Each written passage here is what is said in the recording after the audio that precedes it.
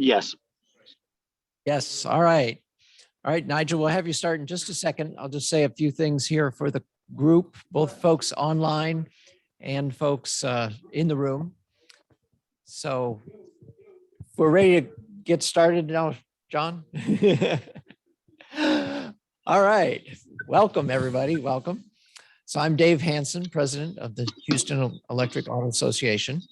And it's great to have folks both here in person and folks online. And we even got Dove here, our friendly neighborhood four-legged friend, member of the club. Yeah. Very good. Very good. So I got to remember the camera's over here now. I talk sometimes to the folks online, sometimes to the folks in the room. So welcome, everybody. So one of the exciting things that I did recently was Colorado, where we had the American Solar Energy Society 50th annual conference. And here in Texas, we have a chapter, it's the Texas Solar Energy Society. And here in Houston, we have a chapter of that called the Houston Renewable Energy Group, which I happen to be a board member of. But it was really exciting, all the things going on in Boulder. And one of the folks that I met up there is Nigel, our speaker for this evening. And he has got a lot of experience with EVs. So working with Nissan, he was selling Nissan Leafs for quite a while. And he has just followed everything and is really excited about it all, just like we are. And so just talking about what's coming up with new EVs with him and things like that, it's just been really good. And so I was really happy when he agreed to be our speaker for tonight. So if you're ready, Nigel, I've got your slides up. Let's see if I guess I need to do a share desktop to do those. So far, we've been using the camera in the room. But if I share my desktop, then I can show everybody those slides. Yeah, I need to move it over a bit. So let's see here. It's got, let's see here. Am I on my own desktop? Let's see.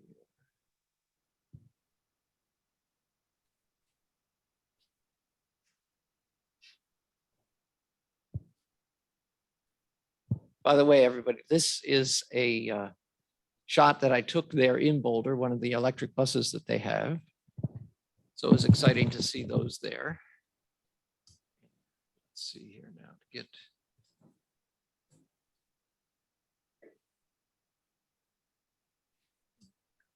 Oops, that's what I was trying to do.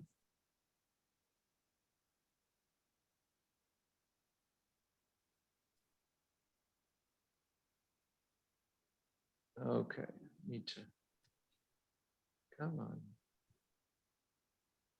Is that true? They got solar panels in there 50 years ago, still?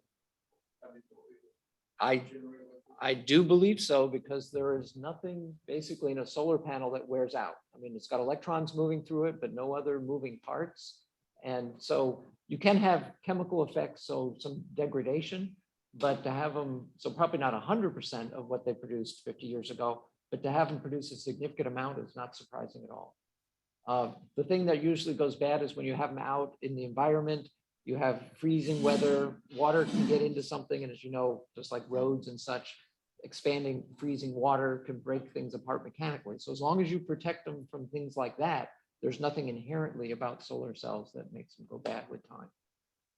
So yeah, it's always an exciting thing to see good old solar cells working. Yeah. Go bad is better solar cells.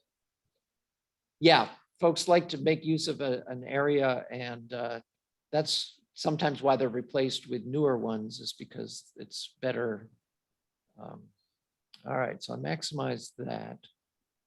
So is there a difference between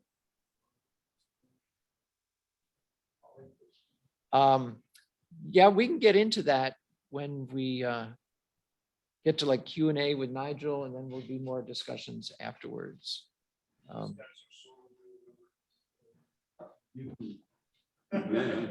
Yeah. Dave, is there a reason why you don't put it in presentation mode?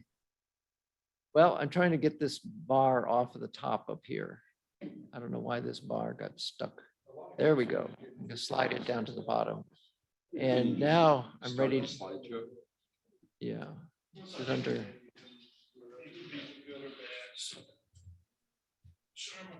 You've got the quick button. You've got the quick button on the top bar there or at the bottom. There's the, yeah, that's, all right, there we go. Very good. Yep, now we're ready to go. So Nigel, I will turn it over to you. Okay, thank you. How much time do I have, by the way? So why don't we have you present for about 20 minutes and then followed Okay. by 20 or minutes of Q&A, however many questions we have, if that would be good with you.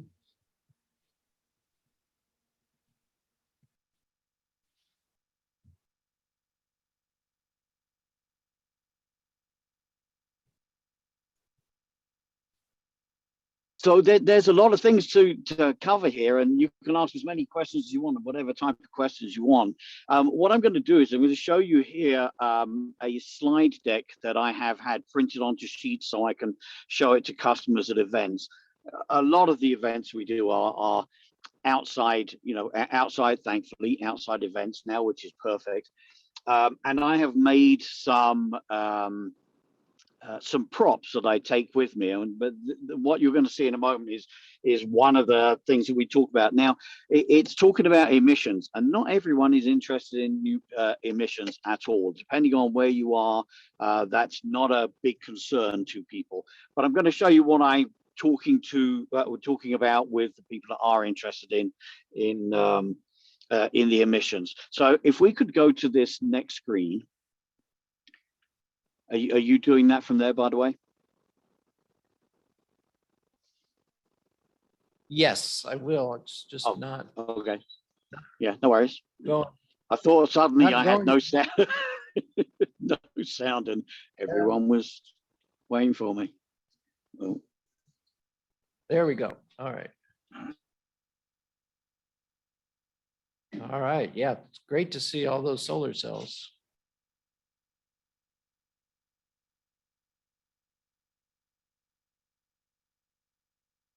Am I in the right presentation or am I in yours, Robert? Well, that's not mine. Okay. Pictures. Well, mine does have pictures, but not like that. It's in a PDF format. Because I looked at yours before, Nigel. I That's not mine. just, yeah. We're not hearing you right now, Nigel. He's not muted.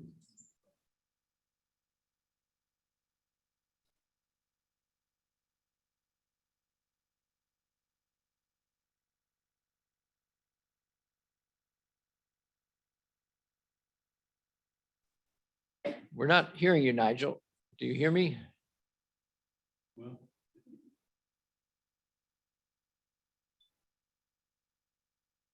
once you show all the participants, maybe you can see his mouth moving. Upper right. Can you hear me now? Yes, Yes. now we got you. Yep. Great. Yeah. Sorry about that bad reception, and the phone's getting hot. So that was some of it. Yeah, if we could go to the next screen, that'd be great. So this is showing all the solar panels there. And Right. So I had 50 kilowatts on the roof there. Now, so how XL Energy were producing their power at that time, and obviously it has changed now.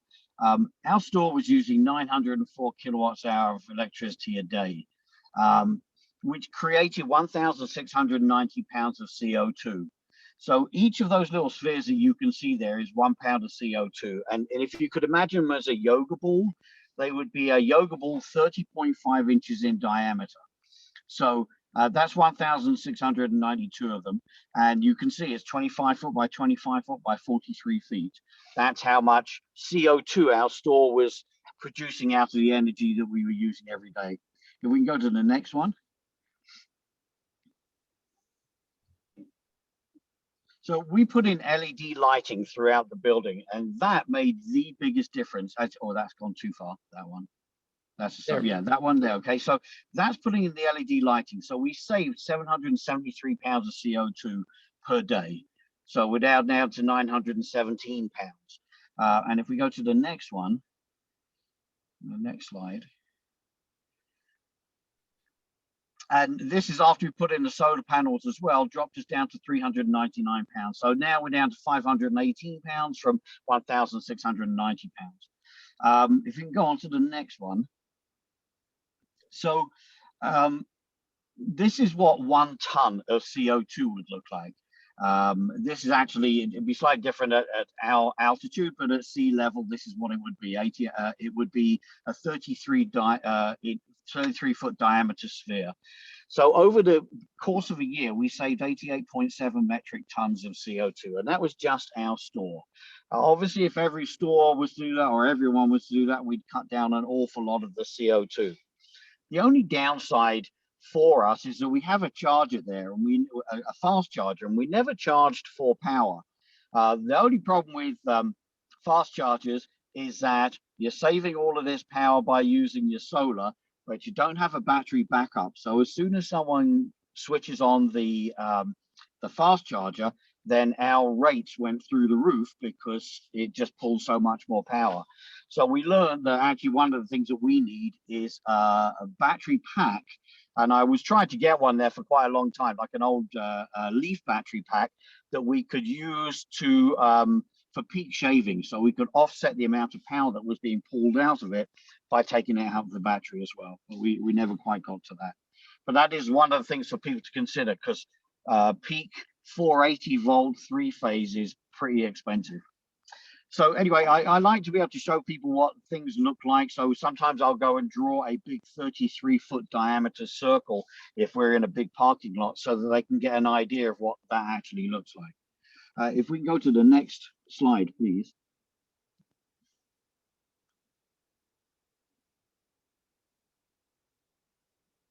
So this is another way of looking at it. If it wasn't a sphere, this is what it would look like. It would be a 26.6 foot cube. So again, showing you what it's like next to a house. And so next one over.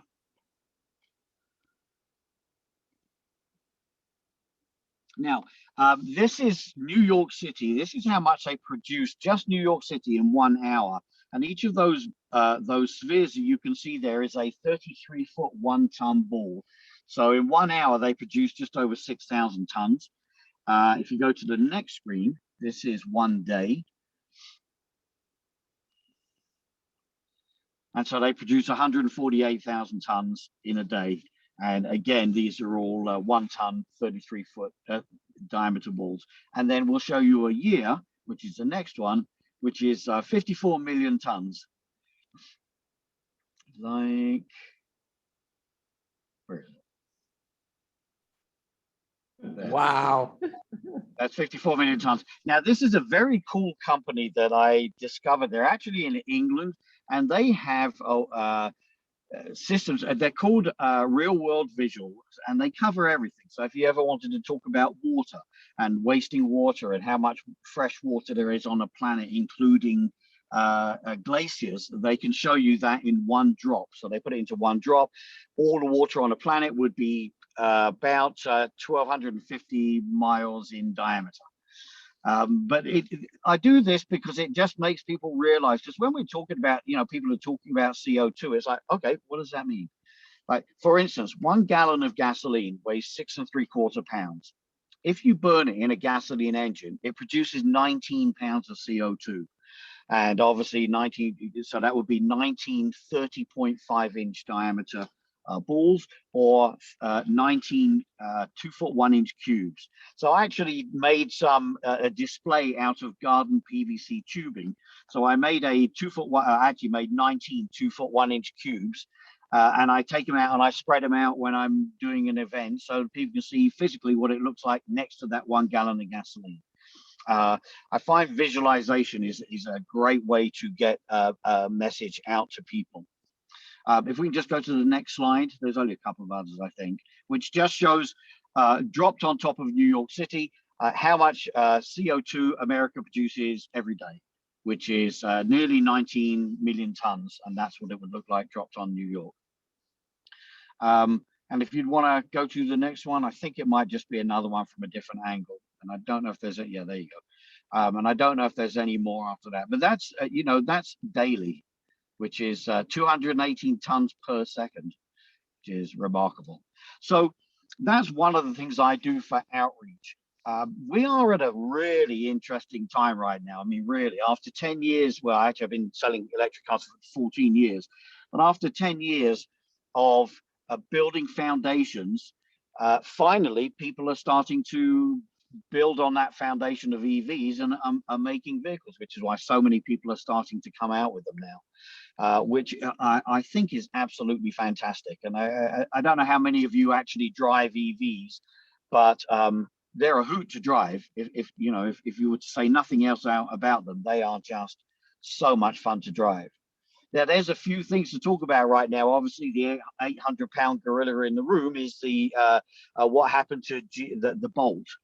And I have been amazed at how mean people have been about GM and these batteries, and what unkind comments people have been making all over the internet. So there's a couple of things I would question. Firstly, it's not GM, it's LG that built the batteries. So yeah, it's difficult for you to be blaming GM for it. Also, they have really stepped up. To turn around and say, we're going to replace every single battery of every single car we've ever sold is remarkable, and kudos to them. Really, as manufacturers, I think every manufacturer should be standing right beside GM while they go through this, because it could have been any manufacturer, could have happened to anyone. Could have been Ford, could have been Nissan, could have been anyone. It just so happens it was GM. And what we need to do now is calm people's fears, because they'll see that and they'll freak out that that car caught fire. Well, okay, yes, a few of them have caught fire, but they don't explode so that you couldn't even get out of the car. And yes, there's an awful lot of inconvenience while they are swapping out all of the batteries. But you know, people forget about the average of 500 gasoline car fires every single month, but they'll focus on GM or Tesla or anyone that's had a battery fire. But that's the biggest thing I think right now is if we don't deal with this correctly, it will be detrimental to us all and to the adoption of EVs, unless people have a really short memory, which they sort of do. So that's for me was one of the big things. I'm a very agnostic EV guy, so I love them all. They all, you know, you look at cars and you either like them or you don't like them, but that's why beauty is in the eye of the beholder. So when you look at a Leaf and you go, my God, that's ugly, I might think it's absolutely beautiful, and vice versa. So I like to push all the electric cars. And our biggest other barrier is outreach and education from the dealerships, the manufacturers, and the salespeople. A lot of these events seem to be down to people like yourself, people who own vehicles, who come out and talk to other people who might want to be an EV driver. And honestly, I think that is the best that you can do, is to ask for electric vehicle drivers, just you know, who trusts a car salesman. But we have to do something, and I have been a car salesman for 14 years, just so you know, so I'm happy to trash myself. But there's a lot to be done in the way of educating dealerships to take EVs, because this is a game changing for us. In 136 years, all we've ever sold is gasoline cars. Although the technology in those gasoline engines has got better and better, it's still a gasoline engine. And now what we're trying to do is persuade people to switch to electric. And although the car looks pretty much the same, except when they've made them very sparse, like the Model 3, for instance, then we need to be explaining to them about how that technology works, how living with an EV works and plugging it in. It's not as terrible as people think it is. You know, how many people forget to plug in their phone in the evening? It's very unlikely that most people forget to plug in their cars. They don't work for everyone yet. We don't have, well, we do have enough range, but people always want more and more and more range, or, you know, a quicker 0 to 60 or whatever it is. But we need to remember that most of us, even in an enormous state like yours, and this is a generalization, but a lot of the people who live in your state aren't driving across the state. They're mum and dads just like me. They're soccer parents, we're going to the doctors, we're going to the dentist, we're going to soccer practice or whatever it is. And so, yes, we maybe we do 100 miles in a day, but these cars are all built to do 200 plus miles. The cost of running them is, I mean, they're a no-brainer. The cost of running them, the lack of maintenance to them. You know, people will say to me, well, you know, how much does your electricity bill go up? And good question. It went up by about 18 bucks a month in the summer, 22 in the winter, because I do a bit more charging and you do lose range in the winter. But apart from that, there's nothing else to spend on. And unless you're a rather spirited driver, you can eat through a set of tires pretty quickly. And so I have eaten through a set of tires very quickly. I'm not sure what other subjects you'd like to cover. I can talk about anything you'd like to talk about. So we could make the Q&A longer than the presentation, and then you just don't have to hear me babbling on as well. Well, I think that's a good idea that we can, yeah, we can have different folks bring up questions. Yeah, Robert. Yes, thank you for coming, Nigel. Robert Sanchez, Vice President of HEAA. Hi. I've got a question for them. How do you address the fact that you're dealing with CO2 and so forth and emissions? How do you address the fact that people say, well, what about China? What about India? Why should America and the Western developed world have to bear all the burdens? So how do you address that? I lost the last bit. How do I address what bit? Oh, sorry about that. I'm just getting used to this microphone. Yeah. Oh, there you go. I hear you now. Sorry, can you hear me now? Oh, yeah. Okay. You talk a lot about CO2 emissions, and Yes. you show the graphics about New York City and the CO2 Yep. balls and squares. Yep. How do you address the people that say, okay, well, what about China and India? Why should America and the developed world bear all the costs of trying to cut back on CO2? Well, I think they're all bearing some cost, perhaps not as forcefully as we are, although look how many cars that they're building in China. But we are making a serious effort in this country to cut down our emissions, not just from, I mean, it's not just cars. You know, it's like people will say, well, you know, it's not really, I had a customer come in and he said, well, you know, it's not really a zero emission car now, is it? Because there's a coal-fired power station at the other end of it, which is very true. But I said to him, well, firstly, we can mitigate what comes out of that coal-fired power station. Plus, there is more renewables coming online. And your state, Texas, is the biggest state for renewables in the entire country, which is mind-blowing. And so, as these power stations shut down, and one actually shut down about 3 weeks ago, then the emissions out of the power stations get less. But anyway, this chap said to me, well, I'm not going to buy one, but well, he bought one, but he says, I'm not going to put the zero emission on it. Now, one of the things I said to him, he says I understand what you're saying, but when you go home tonight, you're going to plug in your toothbrush, your phone, you're going to turn on your lights, your electric oven, and all of those things are using the same dirty electricity that you won't use for your EV, but you will use it for everything else. So, you know, it's one of those, not such a realistic argument. Does that make sense? Hopefully. Yep, I think that's a very good way to do it. Yep. Can Okay. I mention something too? Of course. Hello. Yes, please.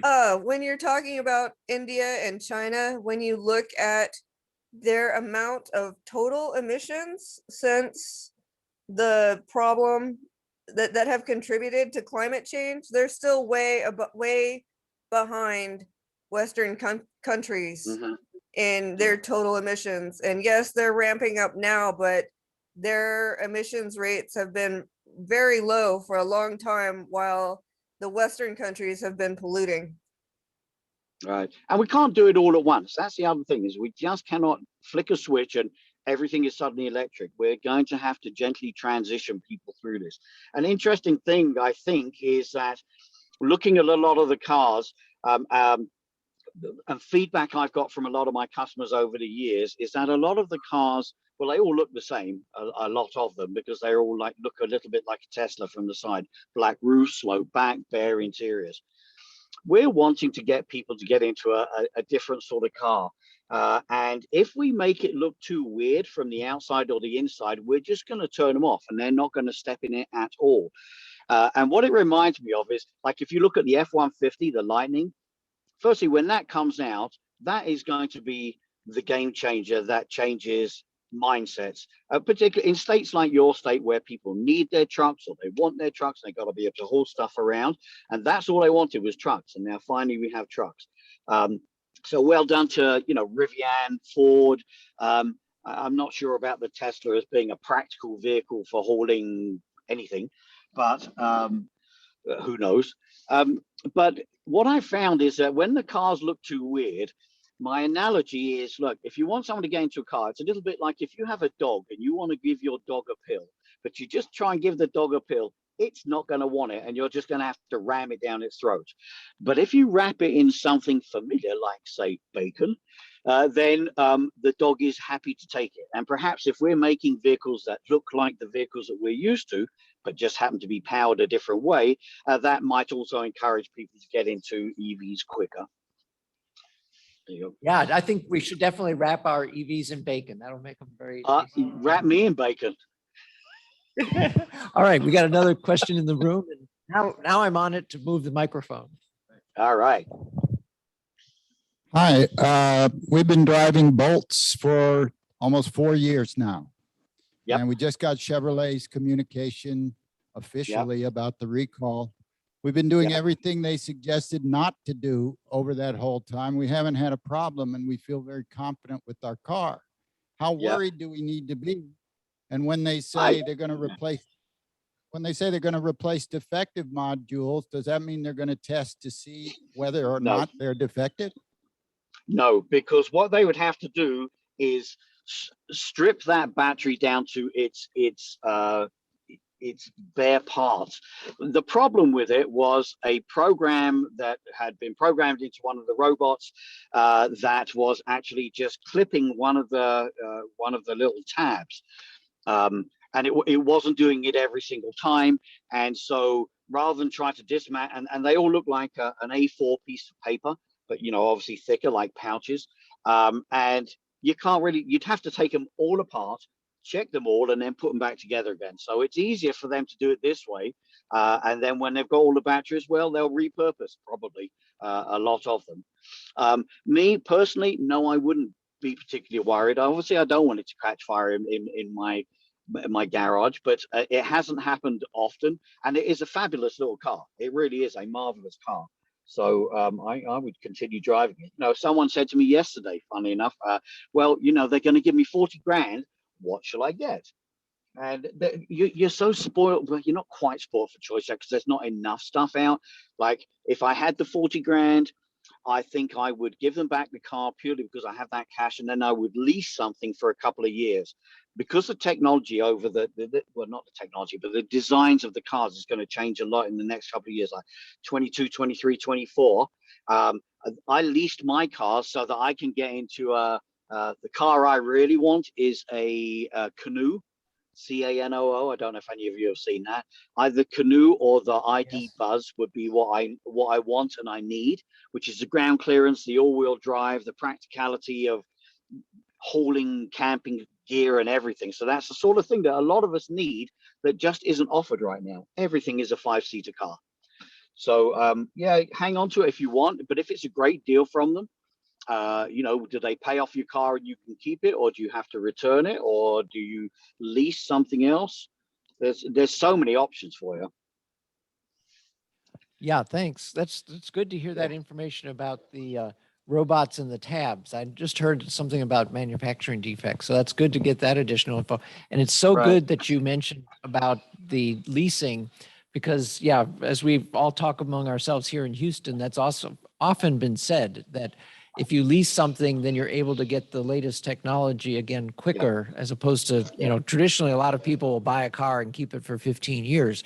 Well, now the state of the art of electric cars is changing so fast that, yeah, leasing would allow a lot more people to keep up with the latest. And the other good thing about that is it puts more cars that come off lease out in the marketplace. So folks with lower incomes who maybe only need a lower range car, you know, because they're just going back and forth to the neighborhood school with the kids or whatever. It puts more cars in the financial range of those Yep. folks, so it gets more people into electric cars. So that's really good. So Right. before we go again to the room, I want to look Yep. at the chat here.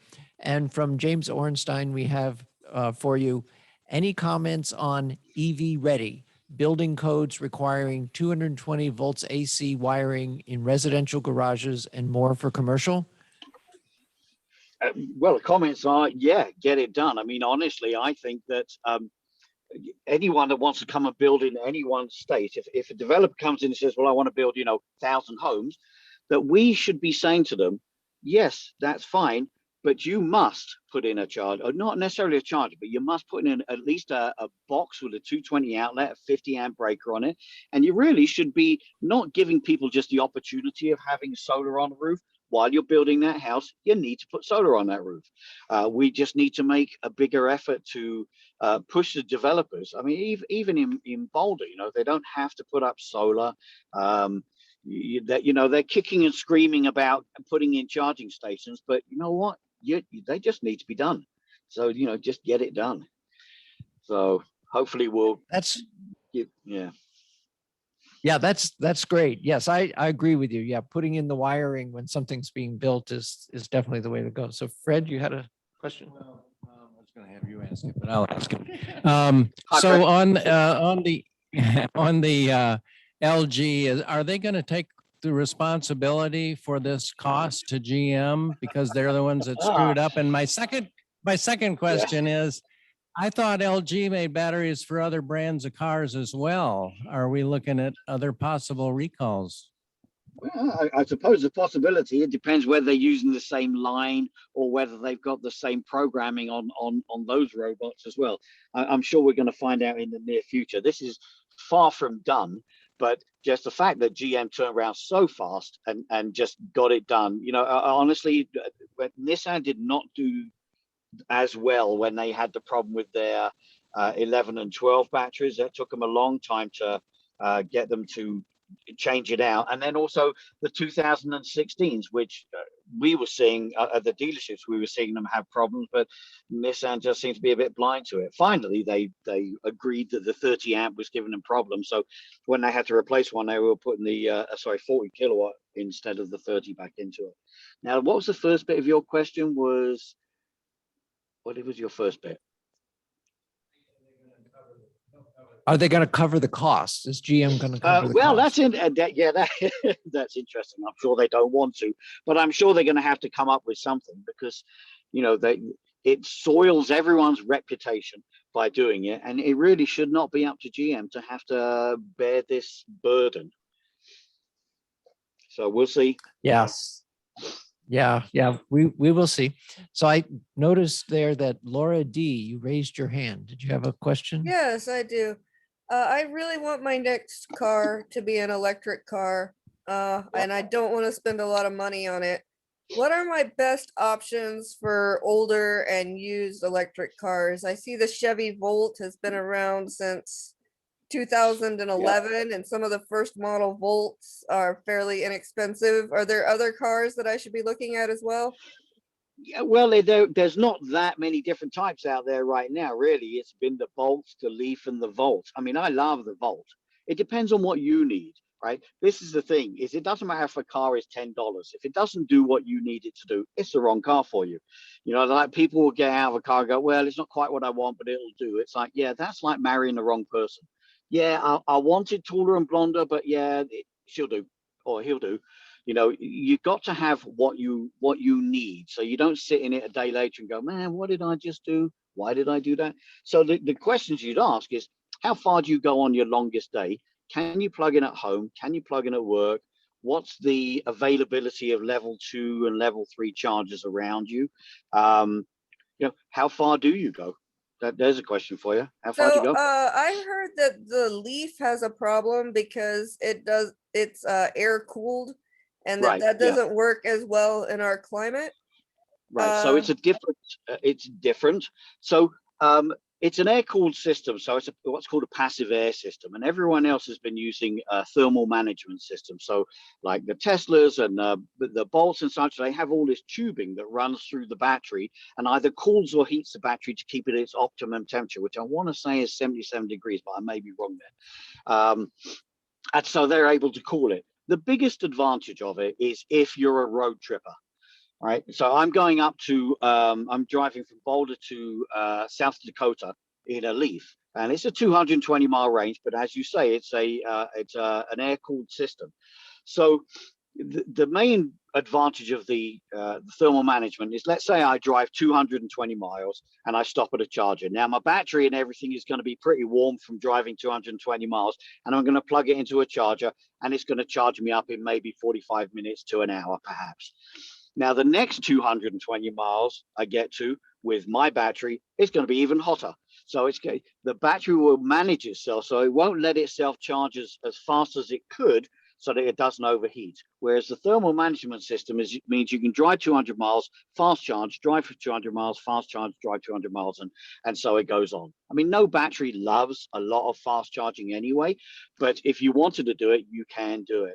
And that's the biggest difference. So my thought was that I would get my electric car for mostly just around town, and you know, then keep my other gas powered car for my long trips. So if that's how I'm going to use it, does that mean that the Leaf would be okay, even though it's hot here? Okay. Yes, the Leaf or the Bolt. The heat isn't so bad. The heat was a killer of batteries. That's why Nissan had problems in 11 and 12. Is their cars that were in places like Arizona and Texas and baking in the sun, they found that the chemistry in those batteries would just die, and so the batteries wouldn't hold as much charge. So they changed the battery to what's called a lizard battery in 2013, different chemistry in it. I had a 2013 and a 15, and I never lost any of my charge capability. So it wasn't something that happened to every single battery. I also have an old 96 Cherokee that I've had. It's my baby, and I've had it for 15 years. So even though I'm an EV guy, I love it. I'm going to be buried in it. And so, well, actually, I'm going to have a Viking funeral in it. But so I'm not going to get rid of it. And yes, if we had terrible weather, I had to go some incredibly long distance or something like that, I might take it. But it's just almost like an ornament now, because I just love driving electric, and I haven't really had anything that's made it a barrier. The cold weather will make a difference, because the battery gets cold, and so it's slower to charge.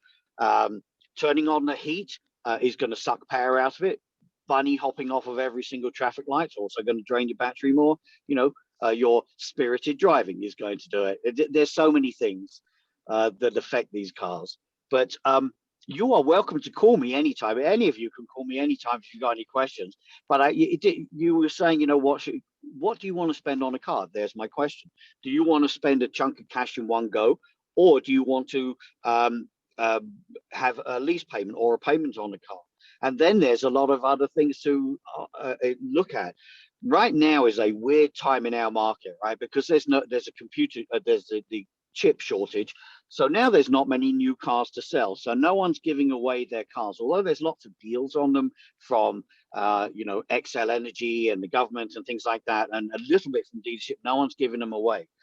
And then the pre-owned cars they're paying top dollars for them. So if you buy a pre-owned car, you're going to pay top dollar for it, because that's, you know, it's supply and demand, unfortunately. So if you were just selling a pre-owned car, it's a good time to just be selling a pre-owned car. But if you want to get into something else, my concern would be paying too much for a car that's already got miles on it, taking out a 4 or 5 year loan on it, and that car will never ever be worth what you paid for it, right? So you're underwater forever on that. So if you ever do that, I would very strongly recommend that you get gap insurance on your purchase. If you lease a car, you automatically get gap insurance. But if you don't, and you've got a loan on it, make sure you get gap insurance. Do you know what that does? Well, the last car I bought, I paid Yeah. $10,000 for, and I Right. wasn't wanting Yep. to pay a whole lot more than that. So that would mean I would Right. be looking at an older car, like, you know, an 11, 13, Yep. something like that. So, and I would probably pay for it without a loan, but I So don't like to take out car loans usually, but, What- so here's my thing is if I had $10,000 in cash, I could give it just to the salesperson and just buy this car and then just carry on with it. Or I could put that 10,000 in the bank. I could put the minimum amount on a lease on a car for say 2 or 3 years. You know, I'm leasing the Leaf that I'm in right now is $157 a month. Yeah, there's no car loan that's going to be that low. Even if you had a $10,000 loan, you figure around about $20 per $1,000 borrowed. So now you're looking at $200 a month. So a lease with little down is the best way to go if you're looking at new and not buy it. But there are, also look in your neighborhood. Don't necessarily go to a dealership. Go to there's an app called Nextdoor. And see if people are selling Leafs and have it, or whatever car it is. Make sure you have it checked out and you have its battery inspected and everything by a reputable dealer.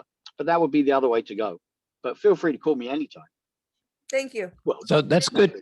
Good that you got your phone number there. I think everybody sees it on the screen. And just one other comment, because I've often heard people talk about, oh, I'm going to have one electric car and one gas car.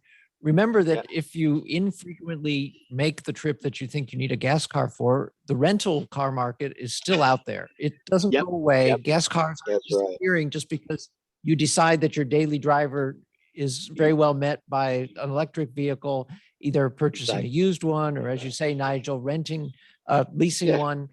So yeah, I often recommend to folks. I recommend inevitably, I recommend renting as well. Yeah, you know what? Rent something that does 12 miles to the gallon for 3 weeks and then give it back back at the end. It's like when people buy a house that's got 7 bedrooms just in case some people come and stay with them. Or I've got to have the 3rd row just in case someone visits me, but there's only 4 people in the family normally. You need to cut right now as we're transitioning. Look, in 4 or 5 years' time, we probably won't have a job, because we won't have to explain to people about EVs and that technology and help ease them into it, because people will just come in and it'll be a electric motor and that'll be it. Yeah. Okay. So Bill's got a question here. Yeah, I just have a comment. I bought a 2011 Nissan Leaf about 5 years ago, and I'm extremely happy with it. And I found it through Car Gurus. You can see listings. And did I say I paid $6,600 for it? You didn't, but that's fantastic. And that's the thing. I'll tell you something. That car had the biggest motor in it. They actually cranked back the horsepower and torque on the 13s onwards, but the 11s and 12s were insanely quick. Yes, sir. I know I was talking to a lady that used to be she used to visit us a lot. She spoke to us before she moved up to Virginia, and she works with the Sierra Club in Virginia, Elizabeth Spike. And we were talking about how do you address those people that don't accept the reality of climate change. And I suggested, well, perhaps don't talk about it. Talk about particulate matter and what it does to children's brains and their lungs. So you're not really, you're getting to the same place, but you're going to different paths. So if they don't believe in climate change, well, do they believe in particulates getting in their young lungs and their kids and grandkids' lungs? Yeah, I mean, it is. I pick my battles, and I know when to sort of keep my mouth shut where it's not really a necessary thing. If people ask about it, I will talk about it, but I don't go out there and ram it down people's throat. But as you were saying, the perfect thing to do is when you get your air filter changed in your car, where'd that dirt come from? When you get your in-cabin air filter, that's all the particulate matter that's in the air. We always talk about CO2, but there's, nitrous oxide. There's so many things in the exhaust of a car, but we can't see it, so we don't really care about it. Yep, that's very true. So a couple more comments here in the chat. So additionally from James Ornstein, some of us want to buy so we can experiment with hacks and aftermarket mods. So that is a good point that counteracts the advantages of a lease. Absolutely. Yes. When you own the car, you can do things. And then from Jim Tucker, we hear, James, the latest word is that after COH approves the 2015 building standards, they will immediately start on approving the 2021 standards, which have the provision for 220 volt ready garage wiring for new residential construction. So charger installation should be easier. We'll see. Yeah. And interestingly, a lot of the manufacturers are going to go to a stage where you don't need a charger. You actually, like the Leaf has a dual charger in it, which is a 110 240 capable cable. So it comes with an adapter on the end of it. They'll do a 110 or a NEMA 1450. So you just need the 1450 in your garage and just have that. So you're not actually having to buy a charging station. So that's you know, that's another part of that. And going back to that first question, yeah, I mean, it's great to play with the cars. If you buy one so that you can do things to it, but remember, if you try and do certain things to it, you may invalidate its warranties, or you know, they'll get a bit touchy. I put wider wheels on mine just to sort of give it more of a squat look on it. But I don't know what else I would do to it. I mean, I might put some, you know, you could put some body kit on it. Actually, there's a Leaf called the Relief, RELEAF, in England. And a company, what they did is they lifted it and then they put some outlet plugs on it, like some 3-pin plugs. And so what it does is it's capable of, it's got more ground clearance in it, it's got big chunky tires on it, looks great. And you can take it to an emergency situation and plug equipment into the car and use the car as a mobile charging station. Oh, I love that idea. Yeah, I want to lift mine, actually. I'm sure it won't do anything for its aerodynamics. Okay. And we have a comment in the chat from Richard Andrews. I have a 2017 Chevy Bolt, very happy with it. I love the idea of leasing. I imagine they'd give me some credit for the 2017 Bolt, question mark? Oh, yeah. Yeah. So there's a few things that you can do there. If you own it, assuming you own it outright, when you go to the dealership, get a quote from a couple of dealerships. Don't just go to one dealership, and see what they're going to quote you on it. Now, when you trade in a car on something else, you're only paying tax on the difference between the two vehicles. So there's an advantage to that of trading yours in. So let's say you go and lease something, and you can say, well, you know, I'm going to put down $1,000 and then let them write you back a check for the balance and use the balance to make your monthly payments. Don't prepay your lease, okay? Because the problem with prepaying a lease is that, well, there's a few things with it. Let's say the car gets totaled in 6 months' time, and you've put all this money down for the car. Let's say put 10 grand down, so you've got a $99 a month payment, but you put 10 grand down, the car gets totaled, the gap insurance will pay out the Nissan for the car, but you won't get any of the money that you put back into that car in the first place. You won't get any of that back. So you don't want to put anything down that you don't have to. You know, even when they say, well, you know, it's first month's payment and tax, roll it in if you want, or don't put down the $1,000 and roll it in. $1,000 is going to be about $30 a month increase to your monthly payment on a lease, and $20 on a purchase. But yeah, if you're going to trade it in, get a couple of quotes on it first, and then get a check back from them. All right. So another question here.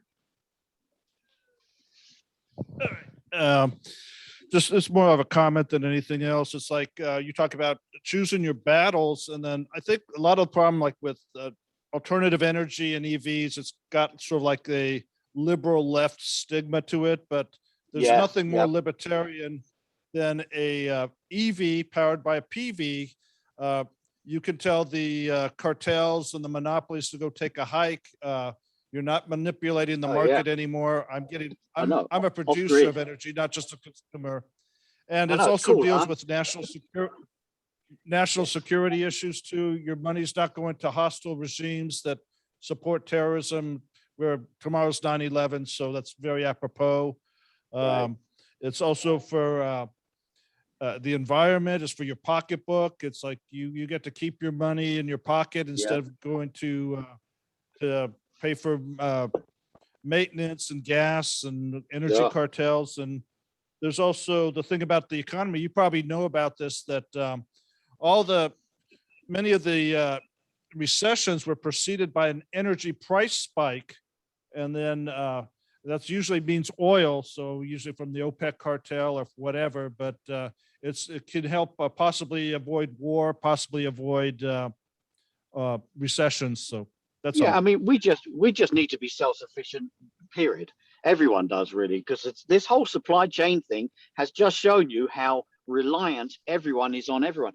I read about containers. What people used to pay to rent a container to bring stuff over has gone up. But it went up from, it was like $1,500, and then someone was asking 10 grand for them because they're in the wrong places, and they're not, lots of them are unloaded, so they're just sitting around.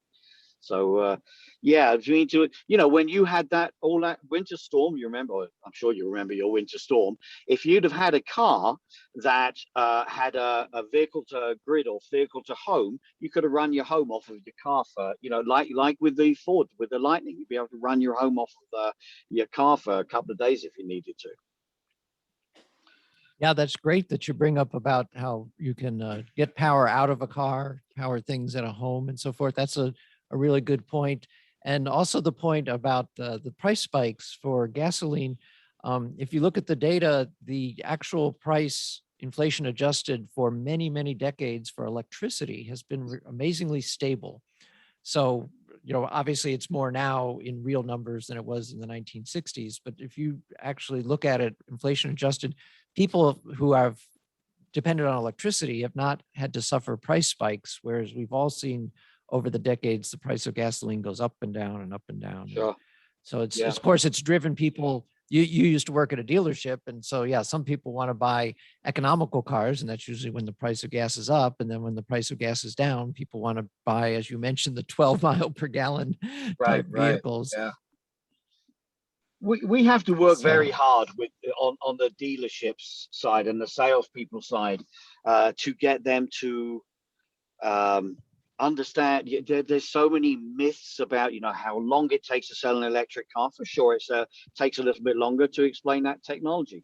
But if I do my job well as a salesperson and I educate you, I'm not here. I've never sold cars. I just educate people out, and I give them options. Doesn't matter if they don't buy my car, as long as they buy a car, and hopefully it's an electric car. But I think that's a big part of it, is getting the salespeople on board. I was actually, funny enough, down in your neck of the woods earlier on this year with Buzz Smith. Do you know Buzz? He's a Texas boy. And yes, he's, oh, is that a bad thing to say? Sorry, I said Texas boy, and it's a very English thing to say that. So I hope I didn't insult anyone with that. But yeah, You're fine. he and I did a training video for GM. And this is again, GM on the ball there, realizing get in on it early, get your staff trained. We have so many things at dealerships we need to deal with. The massive turnover of staff. There's no pride in the car salesman's job. Very few people like that. There's no real recognition from dealerships, and dealerships are very out of touch with their salespeople. We're very disposable. But without the salespeople, dealership is just a building full of cars, and that is it. So yeah, a lot to be done there. In fact, can you tell us a little bit more about your experience as you were selling the Leaf? Did you have any other salespeople at your location as knowledgeable as you and selling as many leads, or did the other salespeople tend to steer a customer to you if that customer said they wanted a Leaf? So it was interesting. My growth as an EV guy was very organic. I worked at Nissan. I was just selling cars, and I loved doing it. And then a guy approached me from Tesla and said they were opening up a gallery near where I was working, and would I like to go there? And I thought, well, it's an opportunity, and you don't want to miss opportunities. I never want to say, oh, I should have done that. I regret. So I said to the owner of my store, look, I have to go and do this because it's a whole new technology. And I went to work at the store, and we only had the Roadster at the time, but we'd have like 500-600 people would come into a store on a daily basis, and we would do presentations to people. And people would say things like, well, it's too much for me. And we'd say, well, we understand. But what this does is this allows us to build a technology to make less expensive cars. And here we are right now in that situation. So the store closed down. They didn't have funding from the DFE in 2010. So the store closed down, and I never burnt any bridges with my other dealership. So I went back to Nissan just as they were launching the Leaf. And I got my taste of being an EV nerd. But I learned how to translate EV geek speak into something clear and concise for everyone to understand, including me.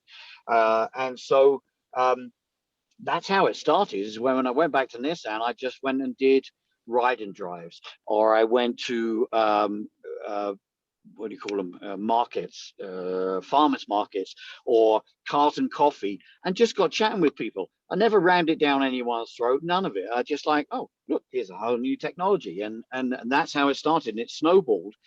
But the manufacturers don't want to give up any of their techie information. So I had to scrounge all of my information, surreptitiously and from the seat of my pants. But I put a program together that got a lot of people coming to the store, and it floated all boats, because people would come into my store, and I wouldn't say to them, look, I'm not going to teach you about this car unless you give me $500 or you promise to buy from me. I would just teach anyone. So what they would do is I'd show them all about the car. They would go down to another dealership down the road with my quote, and you'd say, well, Nigel's going to do it for that price. And they'll say, well, take $500 off. They didn't have to do anything to earn the business, but they have slowly realized that they have to learn about electric cars. It's down to us to explain people about electric cars. Yes, definitely. So a couple more things here in the chat. First of all, most important question of the night. What is the plural of leaf? Leafs. L-E-A-F-S. Okay. So all right. So you ended with F and S. All right. Very good. Thank you. And from James Orenstein, we have the ICC stripped the optional EV-ready appendices from the ICC 2021 codes at the final review stage. And then there's a spglobal.com link here. Wow, I hadn't heard that. So there was some pushback, and they took out the EV-ready. That just doesn't make sense, because when you have the walls of a building open, that's the cheapest time. Sure, you have to put a little more copper in. There's a little labor. Yeah, but that's much better. Insane. Here's an example of that. Okay. CU in Boulder, right? They have this sustainable building. The whole thing is about sustainability.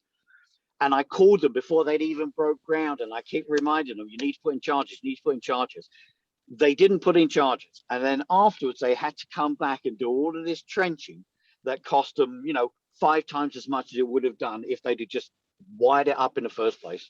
So yeah, there's a lot to be done on it. You see, that's the thing, is everyone has their little niche of what they do in this industry. There are people who talk about, the logistics of charging, and those are experts in that field. And there's experts in every field. Mine is a really small field, which is just the outreach and education, telling people about it in a nice, easy, simple way. Wow. So yeah, this comment from James Ornstein continues on. In the Dallas-Fort Worth area, the Dallas-Fort Worth Clean Cities organization is advocating for local adoption anyway, meaning the building codes. But it is getting strong opposition from the Dallas Builders Association. They're opposed due to costs and on principle that building codes should address safety issues and not policy. That's what this. Yeah, I'm sort of shocked by that. The fact that they're irritated. Firstly, the fact that it's going to cost more. Okay, well, I'm sure you're not going to give it to everyone, so you'll add it into the cost of the house. When you're buying $600,000 worth of house or $400,000 worth of house, really, will $1,000 of that make much difference if that's the extra bit of wiring you had to do? It's pure bloody mindedness. It's like, oh, that'd be like, well, you don't really need an oven anymore, do you? Because you can now buy a crock pot that does everything. So we're not going to put ovens in them. It's like, no, this is the way it needs to be done. And again, if you're a builder and you don't like it, don't come and build here. Don't build somewhere else. We'll find a builder that's more open to it, a greener one, or a more socially conscious builder. Grr. Right. Okay, so do we have more comments for Nigel from anyone in the room or online? I think that's covered it. And we really appreciate your time, Nigel. As I said, having met you there in Boulder was really a fantastic experience. It was great hearing you run. I've mentioned to folks here before last month's meeting that you had the EV track at the solar conference there, and that was well attended and a lot of people interested. And yeah, having your panelists there with you, it was great to hear everybody. Oh, thank you. It's So been an thanks again. absolute pleasure to chat with you all. Is this it? Was this the end of the meeting? Nigel, Well, is we've that got- number on the screen, is that a mobile number? Could I send a Yes. text to that? Yeah, call or text me anytime. Well, not 3 Okay, o'clock thank in the you. morning, but yeah, anytime you fancy. It's a delight to talk to you all, and hopefully I'll meet you all at some point. But yeah, anything I can ever do for you, your next meeting, if you want me to come to that, I'm happy to do all of that. And I hope this was All useful right. and helpful, and I didn't just blather on as I tend to do. No, it's great to hit different topics. I love it because you just never know. I haven't thought about, building standards for quite a while, but that's great to get that out there. And, people can talk to family members about it. That who knows who might have influence. So, and I see the last comment here from Richard Andre. We like some blathering. Oh, good. Thank you. I'm glad to hear that. Yeah. Now I find that once I start talking about EVs, I just can't stop. And I am proud to say that I was #1 sales for Leaf for 10 years in a row. And my store, which is actually the smallest store in the country, was #1 store for EVs. So it's not size. It was just how I was just very gentle with people. I am gentle with people, and that's what they prefer. I'm just telling you about it. I'm sort of pollinating you. I tell you about it. You go and talk to other people. You pollinate those people. Or I'm an EV whisperer. There you go. There, I like that too. Okay. So we're going to continue the meeting with some internal discussions. You're welcome to stay on if you'd like to hear those. But we really appreciate it. Thanks again. And so I'm honored. You wanted to mention something, Bill, before we got going? Oh, you wanted to talk about the battery picture. Yes. Okay. So let me call up the battery picture. And let's see here. Got we can close. Is that a laboratory you're in? What building are you in?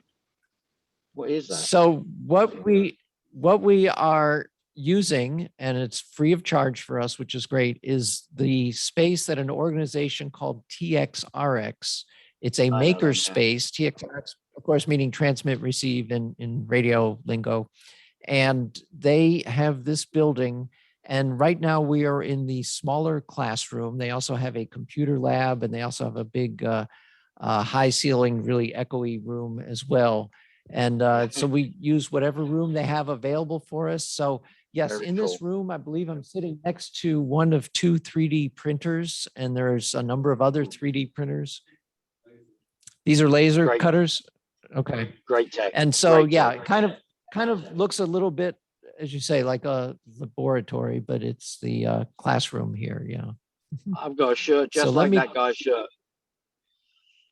All right. Very good.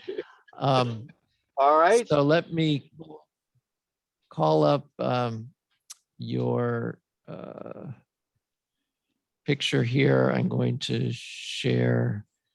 Let's see, we should be able to share the screen here. Okay, and you can talk about the battery here, Bill. All right.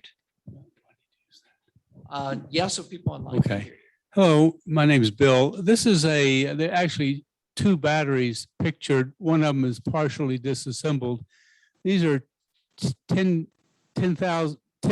kilowatt hours lithium. There's approximately 900 cells, 960 cells in each of these batteries. The one on the upper right is not disassembled. It is functioning.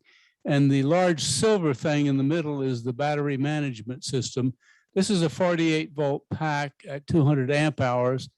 And the battery management system takes voltage input from each bank of 60 lithium cells. And these are 2665 size cells. And as I mentioned, the one on the upper right is working. The one on the lower left is not working. There was one bank of 16 banks that was down to 1 volt. And I'm not very optimistic that we can get a replacement bank from the manufacturer, which is Reliant. This is, I haven't heard back from tech support yet, and I don't feel very optimistic. But if anybody has any questions about that, I'd be glad to explain what I know about it. It's an interesting pack. They're about 300 pounds, 10 What is it kWh. for? And well, it was for an off-grid system. A gentleman has a 20-foot container with probably 16 solar panels, and this is where they stored the energy. Stored it. Yeah, 16 panels, a charge controller, and a actually as a as well as an inverter. And I've been looking around for a replacement. As I mentioned, one of these packs is probably kaput, and there's a Chinese company called Felicity Solar, and they sell a 10 kWh pack for a little under $3,000. This one originally sold for $10,000, and that was 4 or 5 years ago. And I suspect that prices come down because there's so much demand for these packs. But anyway, if anybody has any other questions or anything, I'll be glad to entertain them offline. Thank you. That's great to hear what you're doing with the batteries there, Bill. Yeah, just like it's always good talking with John and your father, Fred, about what's going on with batteries and your projects. So good. Any questions for Bill? You can follow up with sending either to the club or to him, either an email or a text. So that is good to know about. And so now we can, let's see. We stop sharing, go back to our screen of people here. So Robert, you got your, I can call up your slides next. Yeah, just open up the PDF and good. My little thumb drive. Yeah. Okay. My name is Robert Sanchez, Vice President of the HEAA. I've been a member since 2007, started attending meetings in 2006. I saw the movie Who Killed the Electric Car, and it had the national chapter's website on it. So I looked on that, and then there was a local chapter here. So one thing leads to another. And so I've been involved with it for a while. It took me 10 years to get into an EV, but I finally did. My first EV was a Chevy Volt, Volt, V-O-L-T, the plug-in hybrid. I leased that. And then I purchased a Chevy Bolt, B-O-L-T.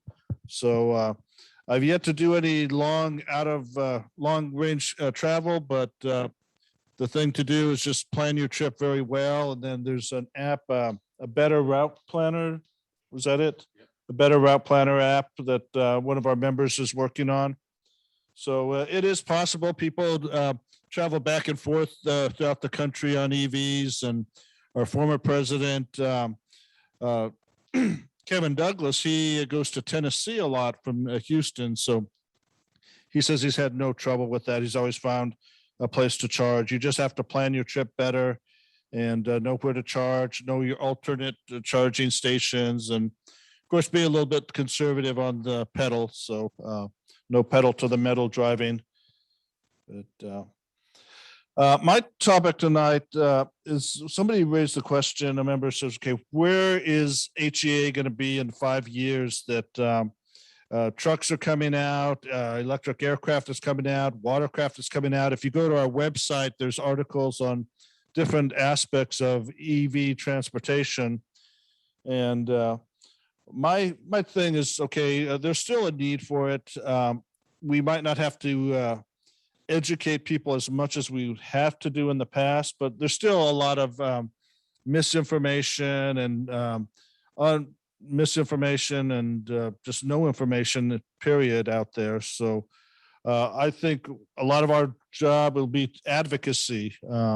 I know we have a legislative arm. It's pluginamerica.org. They deal more with legislation and things like that. But I think we're still, it's about education, just letting people know if we're open to them driving our vehicles, maybe in a controlled area, let them drive your vehicles, ride in your vehicles.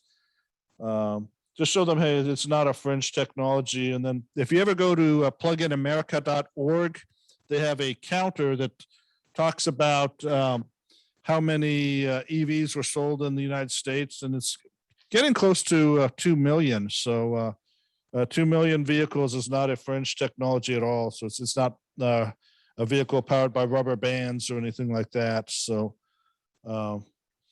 but I've got, I think we could deal with a lot of advocacy issues. Some people dislike the word activism, but we'll call it advocacy. And that deals with reaching out to elected officials, asking what are they going to do about issues of greater tax credits for EVs, because it's the initial cost is a lot of the initial cost is the barrier for a lot of people. It's, yeah, it pays off in the long run, maintenance and fuel, et cetera, but the initial sticker shock is a barrier. So if we get more credits, tax credits from elected officials, state, federal, local, that's an issue. So advocate for the U.S. Postal Service to buy electric vehicles. So a lot of countries are going EV. We can advocate for school districts to buy electric buses, and then that's not, that used to be something fringe 5 years ago, just a few years ago, but now more and more school districts are buying electric buses for the children. We talked about the children not breathing in diesel exhaust. Also, in the long run, it's good for their budget. We had at the last meeting somebody from Houston Metro talk about their plans for phasing in electric buses. And that was a big thing there. Is okay, Dallas has bragging rights. We can't let Dallas have all the bragging rights. And then I went further. We can't let Port Arthur, Texas have all the bragging rights because they've got some EV buses and they're right in the heart of, that's a petro metro just like Houston is, but they've got EVs, and more and more EV buses are showing up all the time worldwide in this country. And so we could just talk to our transit authorities. What are they doing? Contact school board members. What are they doing about getting EV buses? Transit authorities, what are they doing? We can also, I also, about a few years ago, I did a thing on, I contacted, and let's do this.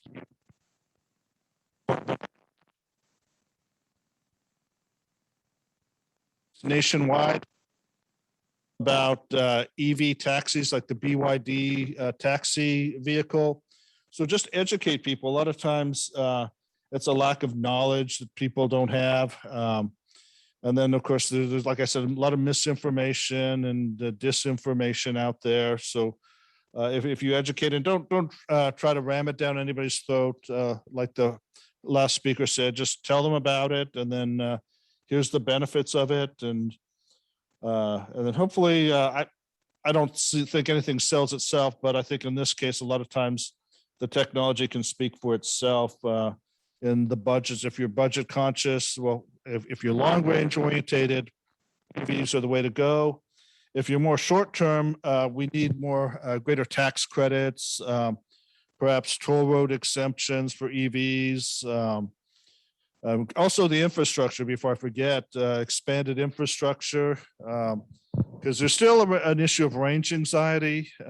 Somebody talked about renting a gas powered vehicle to go long range. Well, if we get more infrastructure out there, we won't even have to do that. So, and then Elon's thinking about opening up his infrastructure to all vehicles, all EVs. So that'll be a great thing. If you got a Tesla, you can go in anybody's charging station with your adapter, but not so you can't go to a Tesla quite yet. Did you pull it up? So it should be on everybody's screen. Okay.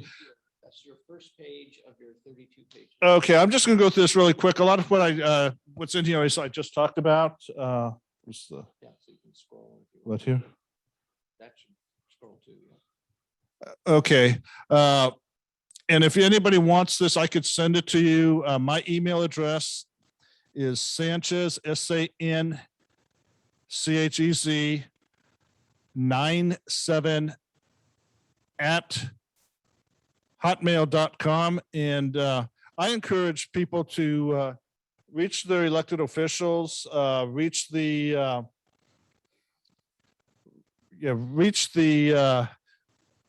Put this on the website. yeah, we could do that.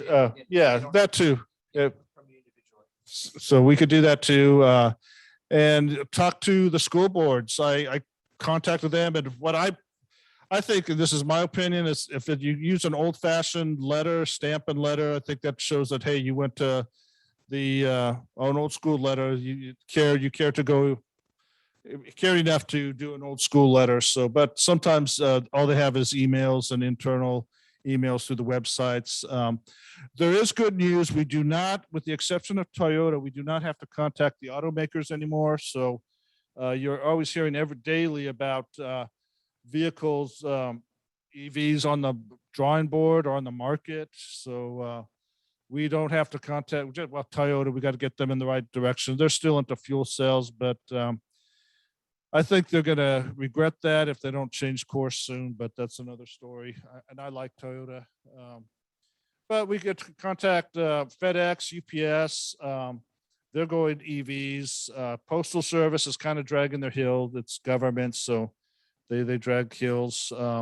I contacted U-Haul, Ryder.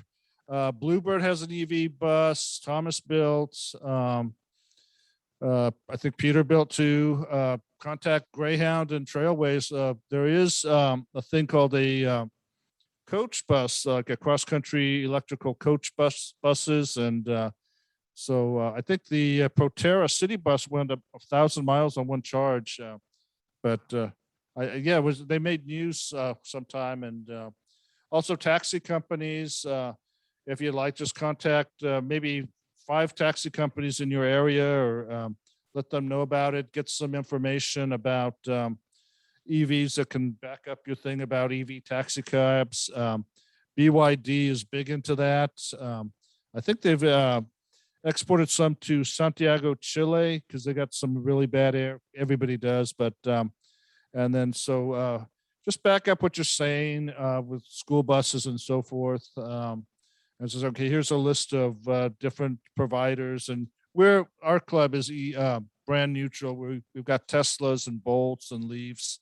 So as long as it's got a plug, we're for it. So let me just go really quick about it. And we'll put this up on the website, HEAA.org. But if you want any suggestions, you can email me, and then maybe we could work together about it. I've got some examples of letters, and always change it up I always like to say, I sent a letter to a cab company in Albuquerque, New Mexico. I used to live there, so I'd say, well, I miss my beautiful New Mexico and so forth. So kind of butter them up, be friendly, don't be hostile. And I know a member from one of our other clubs, a sister clubs from Vancouver, says politicians are people too. If you approach them right, they'll listen to you. So it's just everybody's people. So just respect them. And it's just like, it's all about, you're not preaching to anybody. You're just educating them and advocating certain things. And with that, I'll shut up. If you have any questions or suggestions or some of the things that may work for you, let us know. And I'm just going to go down real quick. Okay, yeah, you can keep scrolling to that. And Robert, I believe you wanted to also talk about the topic of where do we want the club to be in 5 years? Yeah, that was one of them. I still think This is part of that.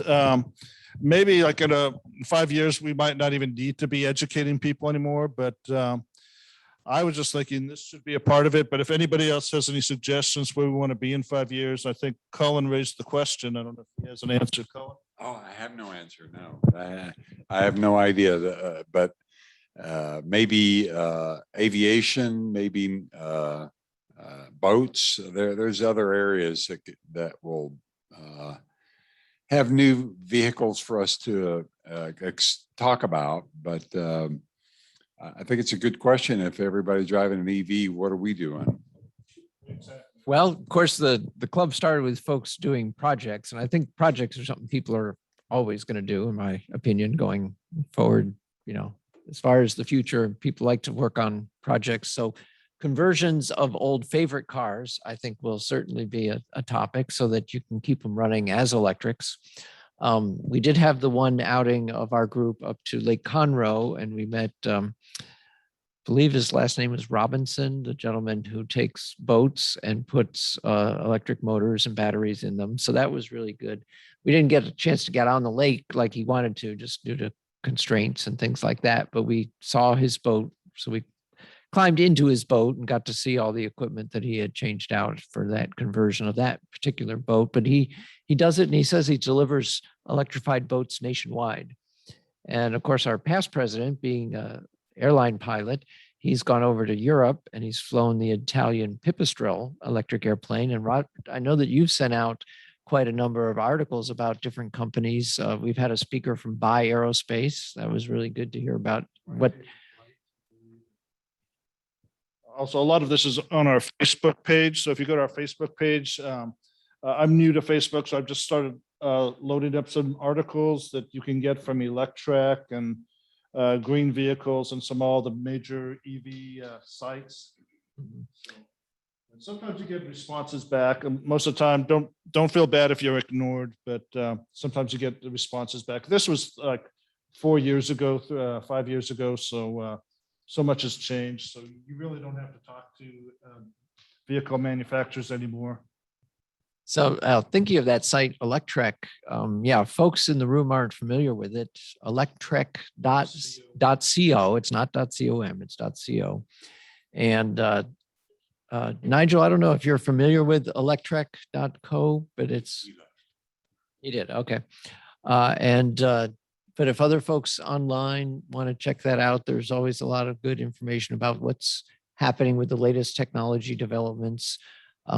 As some folks may have read, there's companies in China that are very quickly trying to produce vehicles and send them all around the world. I think Norway is starting to get vehicles built in China by Chinese electric vehicle makers. Ferries too, the Norwegians. So Norway, yes way. Yeah.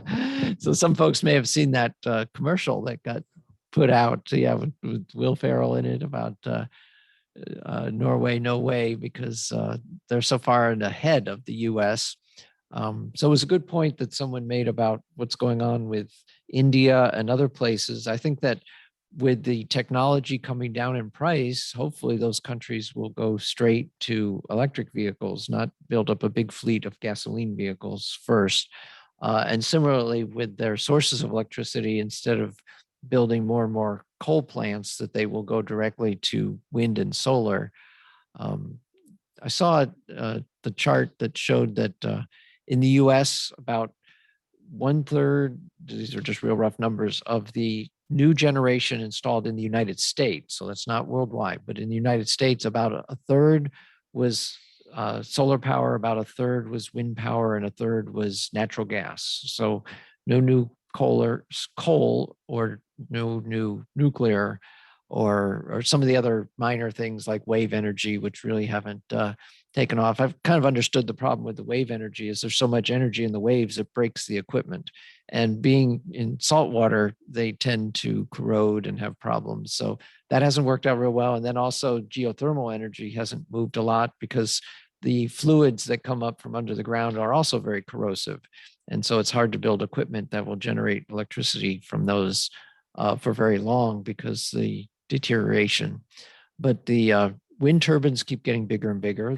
Safer to kill less bats and birds. Right. Yeah. And solar keeps getting cheaper. And it seems that the solar farms that keep getting put up get larger and larger. So you have a. Yeah, just if you're gonna send information, provide examples of where they could go get it, a website. This one, I sent a letter to U-Haul. They're headquartered in Phoenix, Arizona. So I left them the Phoenix chapter of the EAA. So in case they want to know more and just talk to them in person. And then we like to get people out and talk to us from industry, other chapters. So just provide them websites. So it's not just because you said so that it makes it so. You've got some data to support your cause. You can talk to people. They can talk to people if they are interested. So let them know. Just usually to know better is to do better, not always, but usually. So just educate them. And I'll turn this back to Dave. All right. That's great, Robert. Yeah, we can go ahead and minimize it there. So anyways, that's it. Yep. Questions or comments?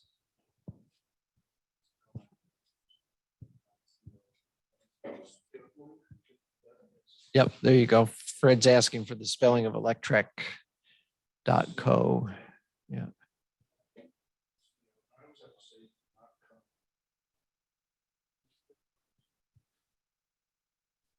Okay. So, yeah. Any suggestions where we go over the next 5 years?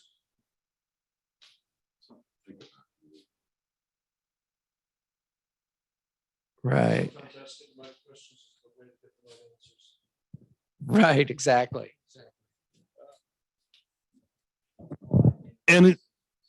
Any suggestions about where we go the next 5 years? Here's somebody that's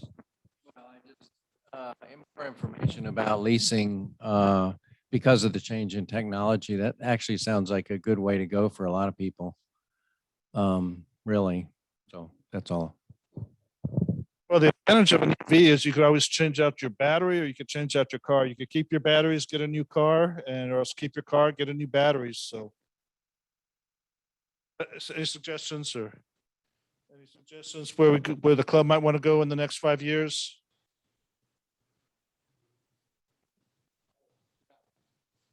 So good. You reminded me, National Drive Electric Week is coming up. And let's see, this looks like Steve Hanrahan might still be on here. We tried through Steve to get Evelyn's Park, and they're doing some work there, and that's not going to work out. And IKEA, Kevin tried to get IKEA, and that's not going to work out.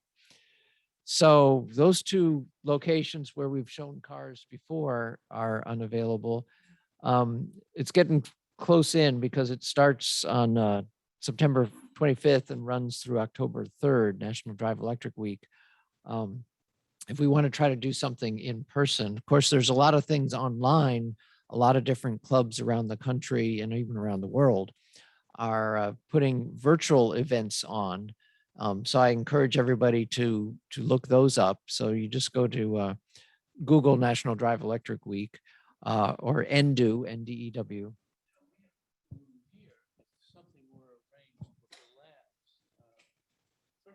You think the parking area here might be available? All right, no, let's check into that. Because yeah, we're all kind of counting on September 25th, that first Saturday. And members of this group have always been real good about coming out when we've done things on Discovery Green and so forth. And it's always a lot of fun too. I mean, you have to be prepared to be there pretty much for the whole day because they generally don't like the cars to be moved while the public is out and about moving around. But if we can do something for NDEW, National Drive Electric Week, for September 25th here, that would be a good thing. And that would allow more folks to interact. So our members with their cars interacting with members of the public. And that it's always fun. And as I've mentioned before, the public is asking better and better questions every year. Because way back when, of course, the first question always be about range or other things about the durability of the technology. And now it's more questions about what different models of vehicles are available, because of course, some people like little two-seaters and some people want a minivan. And so I mentioned to folks that the Chrysler plug-in hybrid minivan is out on the market, and they've been out for a couple of years. So I imagine there's even used ones of those out there as well. But that plug-in minivan might be the right vehicle for a lot of folks. And so my family has had a plug-in for quite a while. And even though it has a relatively short range before the battery comes on, before the battery is used up and the gasoline engine comes on, almost all the time, our trips are within that electric range. It just works really well. And I still remember at the 2-year point, because in the owner's manual, they recommend you to change the oil for that gasoline engine, even if the miles on the vehicle have not had the gasoline engine running that much, just due to time, because we're in Houston and things sit out in the sun and they get hot. They say you should change the oil every 2 years anyway. And I took it to the quick oil change place, and the car had 14,000 miles on it. And I told him, yeah, the car is 2 years old now. This is the car's first oil change. And his jaw dropped. He just couldn't believe a car that had been new, driven 14,000 miles, was getting its first oil change. So, I mean, that just shows how you've got less maintenance costs.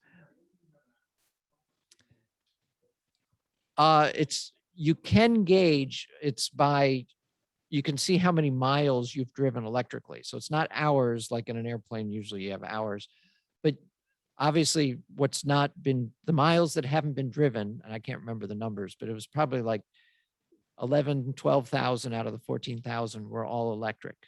So you could tell the remaining ones were with the gasoline engine on. And so I knew that, it had a couple 3,000 miles in those 2 years with the gasoline engine on. Yeah, like I said, it was due to on time, not on miles, that the oil needed to be changed. So there's something in the chat here. In the next 5 years, we could talk more about electric bicycles and motorcycles. Yes, that's very true. The idea of changing this club's name, because the national organization of which we are a chapter has already had members voting. And of course, you can be a member of the national and pay those dues if you want to, but that's not required to be involved with this group here. We have no dues. It's just all volunteers. And the national organization held a vote among people that have joined that officially. And the national organization changed from the Electric Auto Association to Electric Vehicle Association.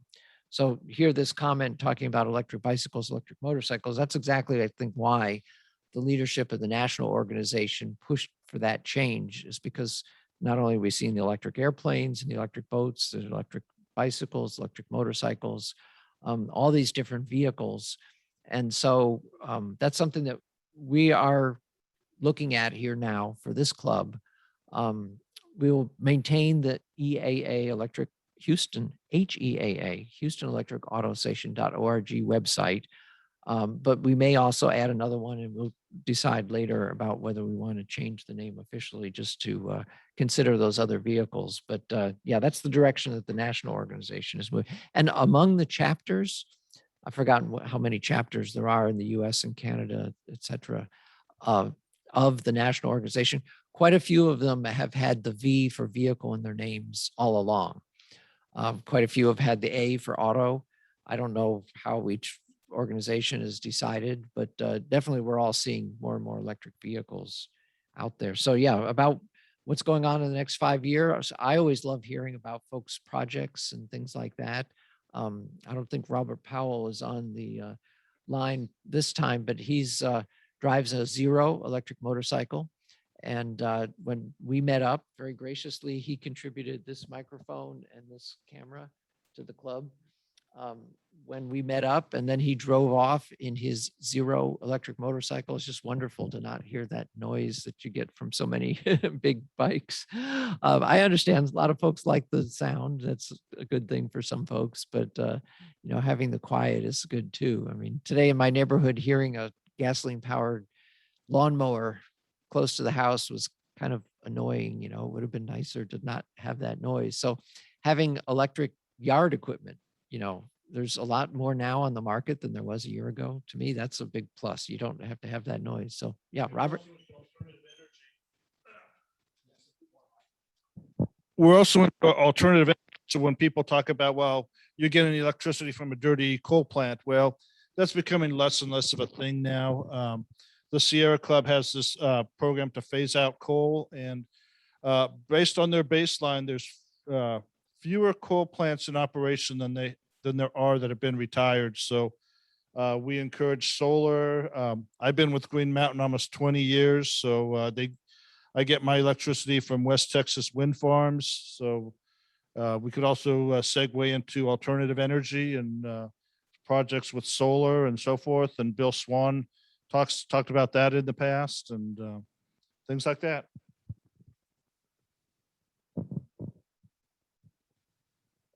Yeah, it's always great to see the solar that you've brought out for the sustainable living fairs, Bill. And I always love it when I see that dancing man, and I know he's solar powered. So some folks may have seen where you have a cloth tube that's what, 20, 30 feet high, however.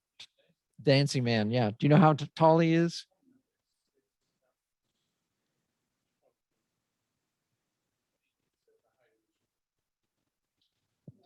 So like 12, 15 feet maybe? Okay, all right. I'm not real good at estimating measurements, especially when it's moving and wiggling at the top, like the way the dancing man does. But to have the fan down at the bottom that's pushing the air up through the dancing man and throughout his arms, at the top of his head and his arms, it's always wonderful. And knowing that that's solar powered from one of your tracking solar arrays, that's great to see. It's always energizing to me to see that. So yeah, but I imagine whether we do something with National Drive Electric Week later this month or not, next spring we'll have Earth Day, and there's now the new acronym DEED, so Drive Electric Earth Day. So hopefully we'll be able to plan that. Of course, everybody's wondering what's happening with the pandemic. Right. And so in addition, so for folks who are new and aren't familiar, in addition to our second Thursday monthly meetings, which of course, you know, have moved now to this new location of TXRX, the month of December's meeting is usually replaced by a social, where we really like to have people bring in other family members, and we'll go to a place like Claiborne's Cafeteria, and that way we get to see who are all that you get to talk to about EVs and so forth. Hopefully other family members get excited too. You can tell them about what's happened at meetings and so forth. But it's always great. I really love it. My wife usually come along as well.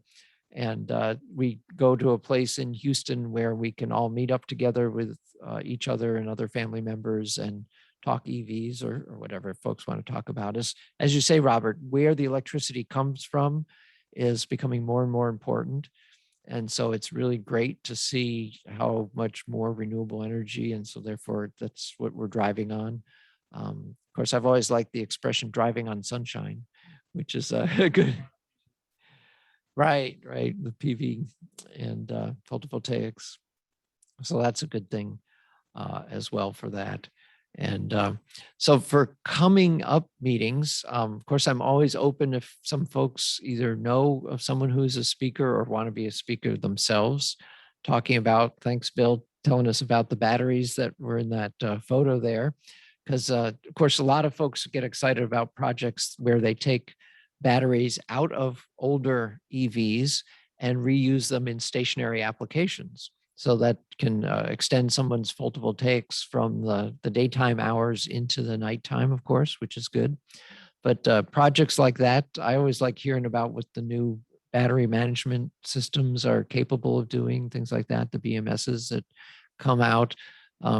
Yeah, hearing John about the charger in the Watson, the Datsun, it sounds like you said it needs a little work or something that to get it back into shape again. But yeah, because I know you're on top of the changes in technology. And so when it's good to repair something or replace something, and as we've mentioned to folks, sometimes leasing can be a better idea if you want to be able to keep up with the changing technology of manufactured EVs, of which there are a number out there. As Robert said, except for Toyota, pretty much all the major car makers, whether it's Volvo with the Polestars, or whether it's some of these new Chinese brands like BYD and NIO and XPeng. I'm not sure I'm even pronouncing it right. And then, right, the new startup companies in the US like Rivian, which of course has got a lot of backing from Amazon. So I personally kind of expect to start seeing Amazon delivery trucks that are electric. So you don't have to worry about, being behind one in traffic or something like that and getting the exhaust right at your car's cabin intake. Everything changes so much that what you read 6 months ago is already obsolete.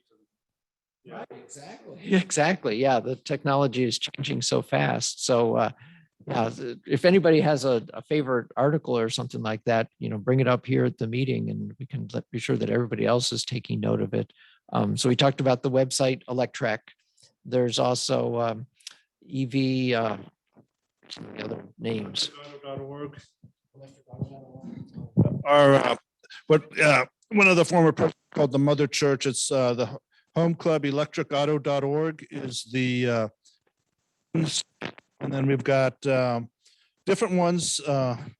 It just escapes me, but pluginamerica.org. They've got the counter. So I check there every day just to see, okay, how close we are. And there's just a lot of them. If you just go online, you could check. If you go to our Facebook page, a lot of articles are posted there. So I just usually post the ones that deal with some of the newer technology with air and water and so forth. So yeah, it's like if anybody out there has any suggestions of where we want to do in the next 5 years, or should we even I certainly hope so, because projects and especially things with electric airplanes. I mean, I think we're just really barely getting started in those. Brothers are a few years past Wright Brothers. Yeah, for equivalency, just a few years past Wright Brothers.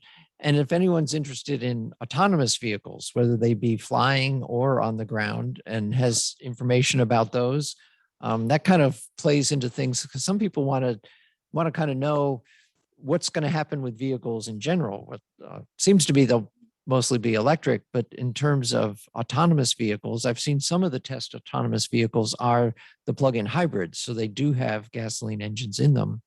And so then it's a matter of, will all the autonomous vehicles in the future be electric, and will they use the 5G cell phone system to communicate vehicle to vehicle and vehicle to traffic light and things like that? I've seen some very futuristic photos where at an intersection, you could have no traffic light at all. If everything is communicating, you would never have to stop, because vehicles would talk to each other. One would slow down a little, allowing another one to get across the intersection before you get to the intersection. And then you just kind of all interlace, and you wouldn't even need a traffic light, and you never get stuck in traffic and things like that. So maybe that's a little too utopian, because of course we may all start taking more trips in vehicles if the cost of travel drops, because you'd basically be taking an Uber with no driver. So there's no labor cost to it. So there's also, I think Tony once said we're going to go from car ownership to car rental. It's going to be like investment. It's just going to, as needed, when needed kind of thing for the younger generations, and they won't have the possessive nature of, oh, that's my car. It's just a tool. Right, yeah. So I think Laura was asking online here today about, whether she should buy how old of a car, what kind of range, and other things like that. So you mentioned about 5 years from now, folks may more be discussing, which service to use, Uber or Lyft or something else, rather than, which car to buy, because the idea of buying may not be so practical that you just have transportation as a service in the same way that you can have software as a service and other things like that. So yeah, I think the 5-year outlook looks very, very positive, but in the same way that 5 years ago, very few folks in this club had manufactured EVs, and even more so 10, 15, 20 years ago. So I've been involved in the club since around 1994, 95. And that was back at a time when everything was conversions that we were all talking about. Back then I had a Dodge Omni that was converted by a company called Jet Industries, which unfortunately went out of business back then, had a big bank of lead acid batteries divided between the front and the back.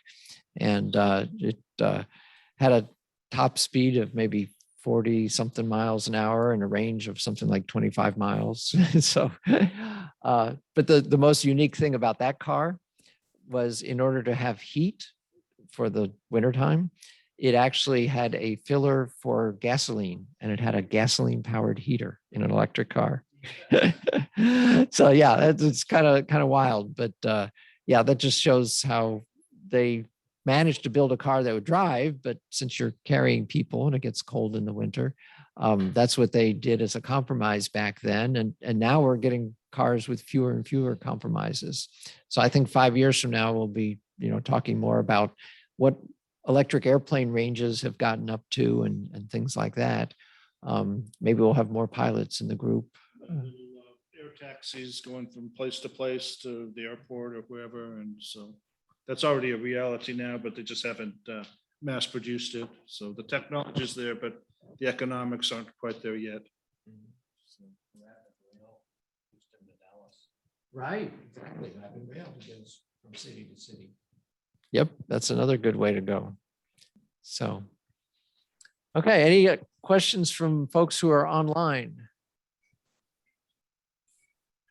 This I is guess you can Emma. see me in the little box up there. Yeah, Emma. Hi.